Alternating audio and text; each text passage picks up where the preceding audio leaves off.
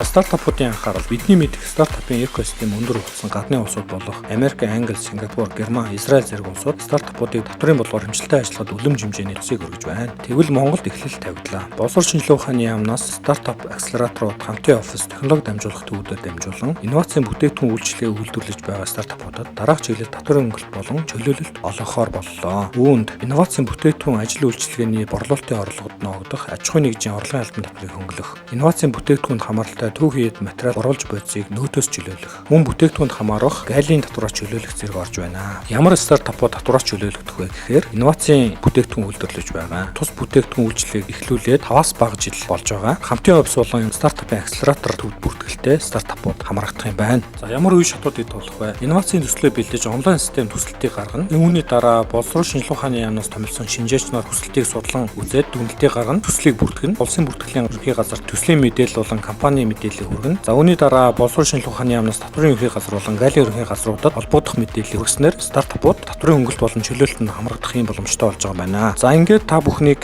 M-Stars хаб хурцуур хөтөлбөрт хамрагдан гишүүн стартап болсноор дээрх татврын өнгөлтөнд хамрагдах боломжтой гэдгийг дуулгая.